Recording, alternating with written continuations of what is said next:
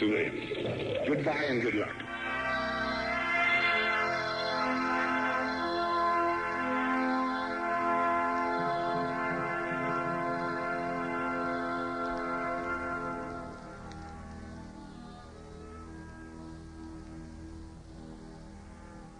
Autumn of '55 brought news that Juan D. Perón, the president, the dictator of Argentina, had been overthrown. Winter brought news that the nation's two largest labor organizations had merged. The newly formed AFL-CIO claimed a membership of over 15 million persons.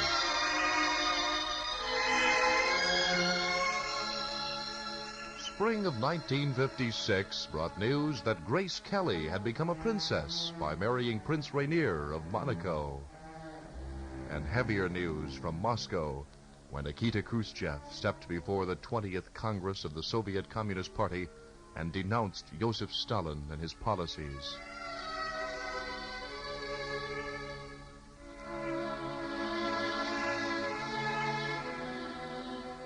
The early summer of 1956 brought Winston Churchill to Germany for the first time in 11 years.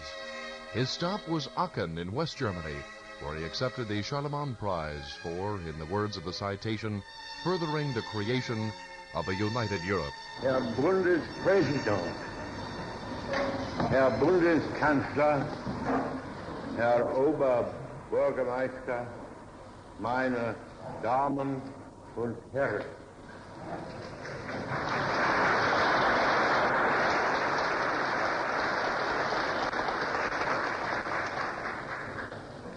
It is for me a high honor to receive today the Charlemagne Prize. I'm proud, too, that my name should be added to the distinguished list of the recipients of the prize who have all contributed so notably to the inspiring theme of European unity and brotherhood. Two other significant news developments occurred during AFN's 13th year on the air. 6 U.S. Marine recruits drowned April 8, 1956, in a forced march through a stream at Parris Island, South Carolina. And workers in Poznan, Poland, revolted against communist rule on June 28, 1956. The uprising was crushed, and 44 Poles were killed, hundreds of others were wounded. And those were the major news stories during AFN's 13th year of broadcasting. In 1955, it took just 2.5 minutes for one man to start a revolution in popular music, that is. The man's name was Bill Haley, who introduced a new sound to America, and through AFN, a new sound to Europe as well. 1, 2, 3 o'clock, 4 o'clock, rock. 5, 6, 7 o'clock, 8 o'clock, rock. 9, 10, 11 o'clock, 12 o'clock, rock. We're gonna rock around the clock tonight. Put your glad rags on. Join me home. We'll have some fun when the clock strikes 1. We're gonna rock around the clock tonight. We're gonna rock, rock, rock till broad daylight. We're gonna rock around the clock tonight. When the clock strikes 2, 3, and 4, if the band slows down, we'll yell for more. We're gonna rock around the clock tonight. We're gonna rock, rock, rock till broad daylight. We're gonna rock around the clock tonight.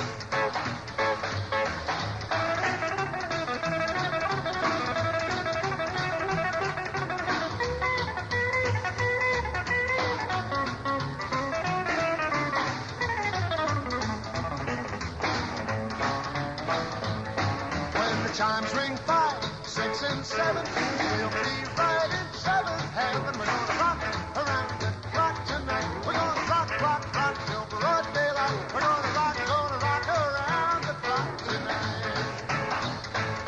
Oh, well, it's 8, 9, 10, 11, 2. I'll be going strong, and so will you. We're gonna rock around the clock tonight. We're gonna rock, rock, rock till broad daylight. We're gonna rock around the clock tonight.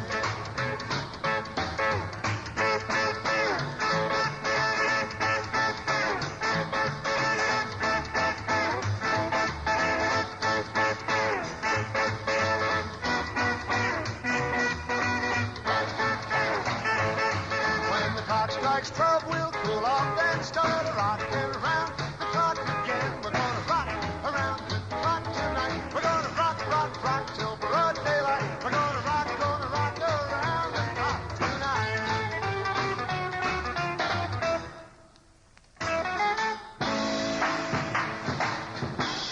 It couldn't last. It's only a phase our children are passing through. Well, so spoke the parents of youngsters enthralled by the new sound of rock and roll in 1955.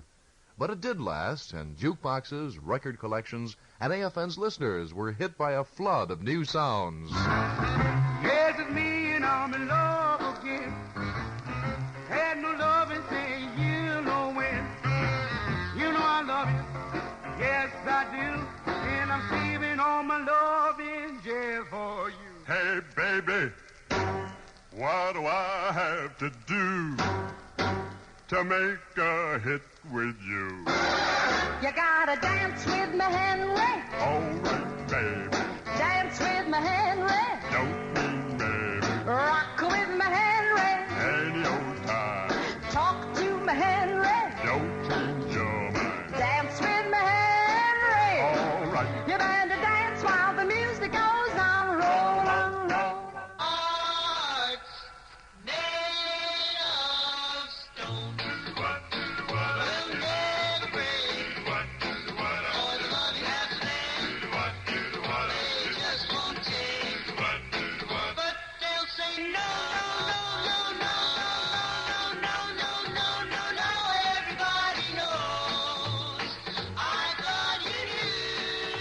Church bells may ring, and surely, darling, the angels will sing. I'll tell you, darling, you're the queen of my throne. You should have known, sweetheart. Crazy little mama comes knocking at my front door. Crazy little mama comes knocking at my front door. Crazy little mama comes knocking just like she did before. See you later, alligator. After a while, crocodile. See you later, alligator. After a while, crocodile. Can't you see you're in my way now? Don't you know you can't my style? farewell, goodbye, although I'll cry but a shame. My tears fell like rain, ain't that a shame? You're the one to blame. I got the rockin' pneumonia. I need a shot of rhythm and blues. I caught the rolling arthritis sitting down at a rhythm review.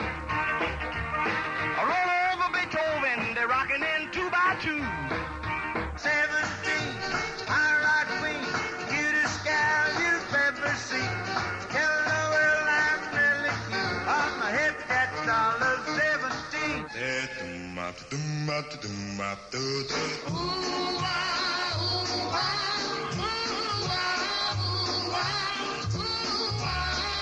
Why do fools fall in love? Why do birds sing so gay? Love is the way to play today. Why do they fall in love? Yes, I'm the great pretender. Just laughing and gay like a clown. I seem to be what I'm not. You see, I'm wearing my heart like a crown. Pretending that you're still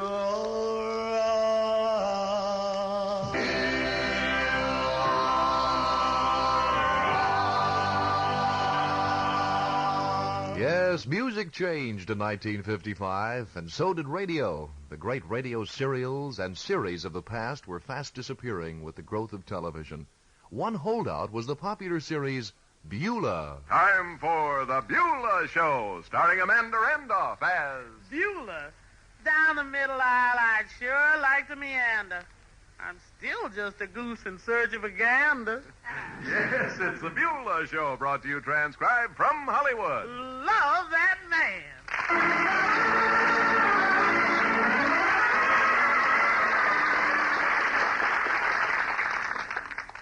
Well, folks, tomorrow there's a big hot rod jalopy race in town, and Beulah's boyfriend, Bill, has hopped up his car, and he's going to drive in the race. Yes, sir.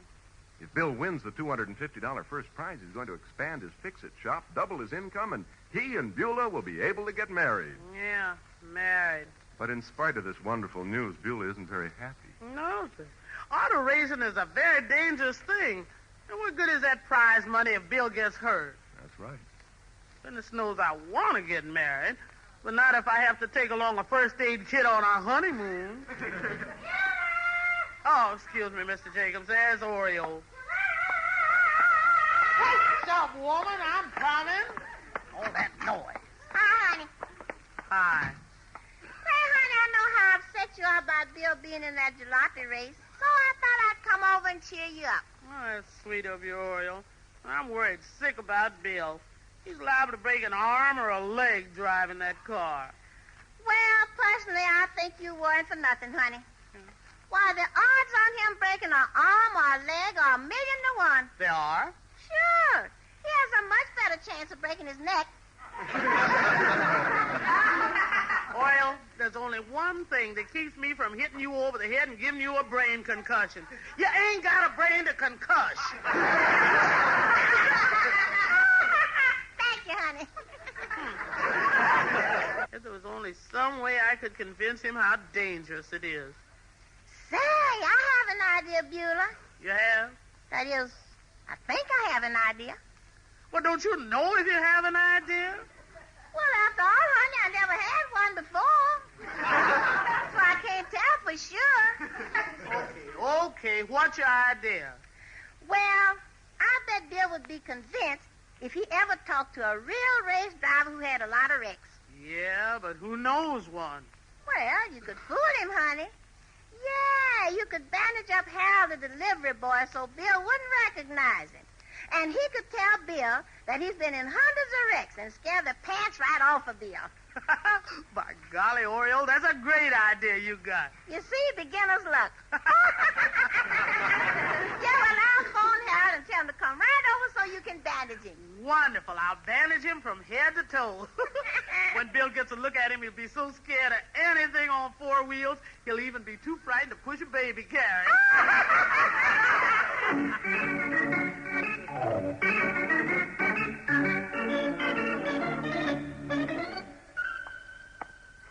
Oh, my goodness. I almost forgot about your face. I got to bandage up your head, Harold. My little old bald head, too? Yeah, I got it, Harold, so Bill won't recognize you. Now, just hold still while I wrap this bandage around and around. Oh, now, Beulah, I won't be able to see your hair. There. Oh, there's Bill now. Now, just let me do the talking, Harold. It's Bill, baby, the great big handsome potato who's only got eyes for you. Oh, hi, Bill. Come on in. You know, the reason I phoned and asked you to come over, honey, is because I wanted you to meet this gentleman here. Oh, you mean this old fella here? Yeah. He's a famous racing driver, Bill. He's broken so many bones, they call him Jellyfish Johnson. Oh, well, pleased to meet you, Mr. Johnson. He can't talk so good, Bill. In one of his accidents, he broke his jaw. Tell me, Jellyfish, have you any words of advice for my boyfriend, Bill? Yeah. Oh, Bill, he says for you to drive in the race tomorrow wearing a tuxedo. Wearing a tuxedo? Yeah. Then you won't have to bother changing your clothes for the funeral. Boy, he sure makes auto racing sound like a dangerous profession, baby. Mm-hmm. In fact, I'd get right out of that race tomorrow if it weren't for one little thing. What's that, Bill? Well, on my way here, I met Oreo, and she told me all about the wonderful idea she got to bandage up Harold to scare me out of the race.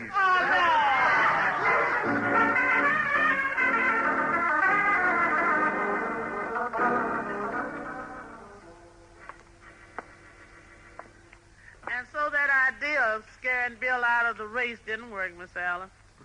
For 11 years now, I've been trying to get Bill to the altar. And now he's liable to be in a big wreck. I keep hearing the preacher's voice saying, Beulah, do you take this mess to be your lawful wedded husband? Well, Beulah, maybe Bill won't even drive in that race. Maybe something will go wrong with his car. Miss Alice, you mean... Well, after all, it's for his own good. But, Miss Alice, that would be sneaky and dishonest and underhanded and low down. And excuse me while I get a great big hammer.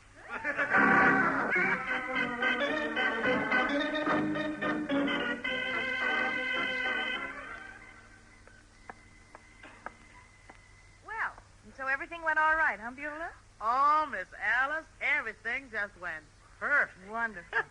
Yes, indeed. You know, while Bill was out on the other side of town, we went in that shop and we pulled out a few wires and switched the other wires around. Oh, yeah? And, Miss Alice, by the time we got finished, that motor looked like a plate of spaghetti in search of a meatball. Well, now, you see, you don't have to worry anymore. Bill's out of the race for sure. I'm so glad. Yes, ma'am. I get it, Miss Alice. Anderson residence, Beulah speaking. Oh, this is Bill, baby. And Beulah, the doggonest thing just happened.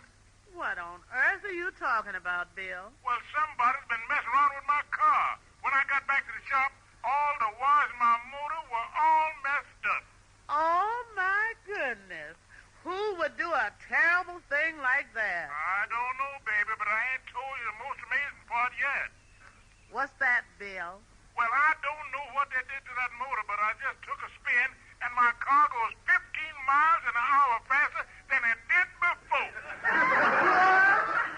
Yeah, now I'm fixing that big race tomorrow. Oh, no, no, no!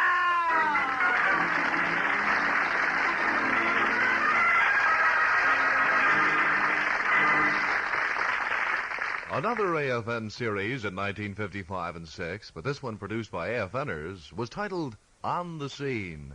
Then, as now, On the Scene spotlighted fascinating people and places in the world around us. Evangelist Billy Graham was one of those fascinating people heard on the program in 1955 as he held one of his famous rallies in the city of Kaiserslautern. Well, I want to tell you something. I don't understand all about God either. I don't understand all about the Bible. I don't understand all about the differences between churches either. I don't understand it. But faith goes beyond understanding. And On the Scene interviewer also talked with Dr. Alfred Kinsey just before his death in 1955. We are interested in human behavior. Wherever there are people, we are at work. Yet another voice of the time, the creator of Little Abner, cartoonist Al Capp. No, I might as well confess now that nothing is created in the strip. I simply look around the world I live in every day and pick one of the thousands of lunacies that are going on all the time. On the Scene's listeners were also treated to the comments of yet another fascinating person during the network's 13th year, Edward R. Murrow, who comments on the political situation in the U.S. and the purges in Russia. I think the Republicans are seriously worried about the farm problem because the farmer is the only man in the whole community who is not sharing in the general prosperity of the nation. And I think it will cost the Republicans some votes. How many? No one knows. And I have given up predicting political outcomes since 1948, when we were all wrong. Back stateside, has there been any evidence of this purge of Stalin that has been going on over here in the communist-held countries? No, not an awful lot of newsprint has been used in trying to assess and determine and analyze exactly what it means. But no one has yet come up with a reason, or rather I should say an explanation, which seems to me convincing, and it's still a great mystery. Thank you very much, Mr. Murrow, and we wish you a lot of luck on this trip and hope you have some fine programs come as a result of it. Well, thank you very much. I'm only sorry I can't stay here longer. Soon after Edward R. Murrow came to Germany, another famous newsman, John Cameron Swayze, faced an AFN microphone. Swayze was asked the difference between broadcasting in the States and here in Europe. Well, possibly the biggest difference you might notice if you came back tonight would be the advent of color. They've talked about color for a long time. Now, color is not in common use at all. Well, there are a good many color programs put on the air right now, but there are not a great many color sets in use in private homes. But they are buying them more and more. It's not a common thing at all yet, but there are a good many color programs, and you would notice, too, I believe, that most of these color programs are in the form of what we call spectaculars. I don't know whether you're familiar with that term or not. Yes, well, I understand. that's come into use comparatively recently. It usually denotes an hour-and-a-half program on a grand scale. They cost a lot of money, some of them $250,000 each, and they are staged in color with the very best talent available. And that's the big thing in color television. It's a gorgeous show when you see it on the screen. I haven't seen much color myself, to tell you the truth. I'm certainly looking forward to it. How long do you think it'll be, Mr. Swayze, before color is prevalent? That is, sets, receivers in the home. Well, that's so hard to predict. I think two things have to happen. The price of the sets must come down, and there must be more color programs. And the two things will happen just as they did in the early radio days and then the early television days. And when that happens, your sets will move out. And the more sets there are, the more advertisers you'll have in color. And finally, another famous voice, that of Francis Cardinal Spellman, during one of his many trips to visit the troops in Europe. Do you have any comments to make to the military, civilians, and their dependents here in Europe? They're making a wonderful sacrifice by living outside of our own country, but I'm delighted to learn and see that the country is doing everything it can to make things comfortable for them. Especially the religious and educational advantages that the children of dependents have here are very, very satisfactory. Of course, that's only as it should be, because the military are our hope from a material standpoint for our protection and for our survival. And so there's nothing too good for them. I ask Almighty God to bless all the men of our armed forces all around the world, as I do every day in every Mass that I offer, and I also pray for the honored dead of our armed forces who have saved this heritage that is our beloved country until now.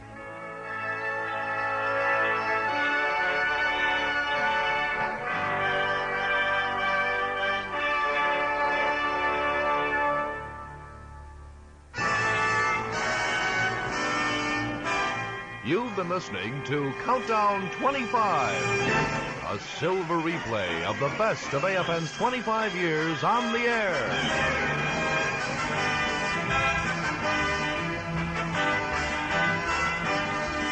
Tonight, AFN has brought you the sounds of its 13th year of broadcasting, the sounds that began emanating from AFN's transmitters on the 4th of July in 1955.